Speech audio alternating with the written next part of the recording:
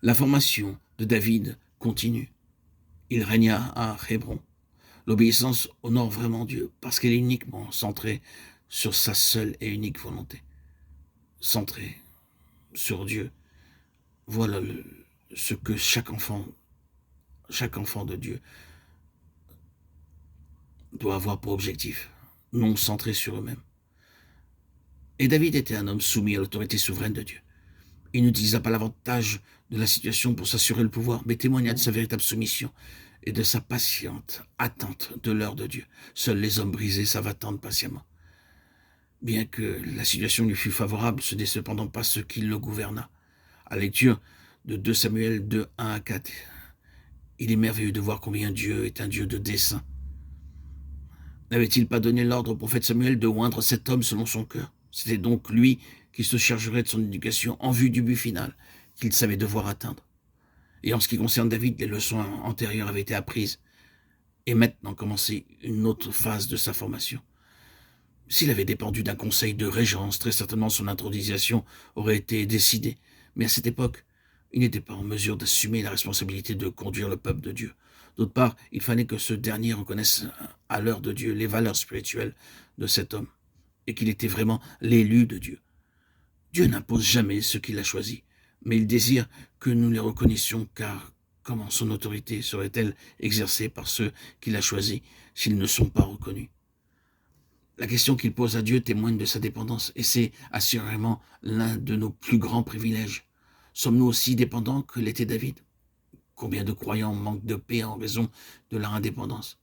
Ils ne se sont jamais reposés intérieurement, car leurs pensées, toujours en mouvement, sont en quête d'un service pour Dieu. La dépendance témoigne de notre soumission et de notre obéissance, mais demande le brisement du moi et une vie liée au trône.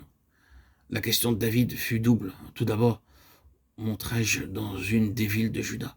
Ensuite, où monterai-je? Et la réponse du Seigneur à Hébron de Samuel 2:1. Nous voyons par ce court dialogue que celui qui est dépendant laisse le soin à Dieu de prendre la responsabilité de le conduire et de réaliser son plan. Nous ne pouvons le servir qu'à cette condition, et notre utilité dans le dessein en est la conséquence. En loignant à Hébron, les hommes de Juda reconnurent le choix de Dieu. L'incident survenu entre Ish-Boshet et Abner amena ce dernier à la décision de se rallier à David, quoique jusqu'à ce jour, ils se fussent opposés, en établissant le fils de Shaül, roi sur Galad, alors qu'il avait connaissance de la volonté de Dieu concernant le fils d'Ishaï, de Samuel 2, 8, 3, 9, 10. C'est ainsi qu'il envoya des messagers à David en vue de traiter alliance avec lui, après un entretien avec les anciens d'Israël leur rappelant les paroles de l'Éternel au sujet de David. Établissez-le maintenant.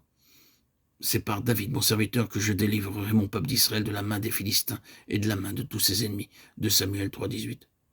La suite fut tragique, car après son entretien à Hébron avec le roi, Abner tomba dans le piège que lui avait tendu Joab, qui l'assassina.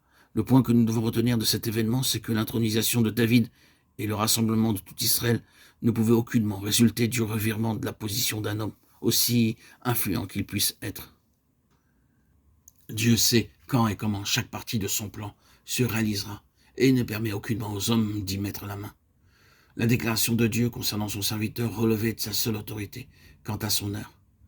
Il serait arrivé un jour où l'autorité de David aurait été contestée, parce qu'il serait parvenu au pouvoir par le moyen des influences humaines, et Dieu ne saurait assumer la responsabilité de ce qu'il n'a ni ordonné ni établi. Malgré la haute position de Joab et son degré de parenté, car il était neveu du roi, David se prononça ouvertement contre un tel acte. Il déclara son innocence à l'égard du sang d'Abner, ainsi que celle de son royaume, et prononça sentencieusement son désaveu de Samuel 3, 29. Il fit une complainte sur Abner afin que le peuple sache que ce n'était pas sur son ordre qu'un tel crime avait été commis. Ceci montre que nous pouvons fermer les yeux sur le mal, sur le péché, et nous devons désapprouver ce que Dieu désapprouve, quand bien même cela toucherait nos plus proches. Le serviteur de Dieu doit être très soucieux de l'honneur de Dieu et de la pureté de son témoignage.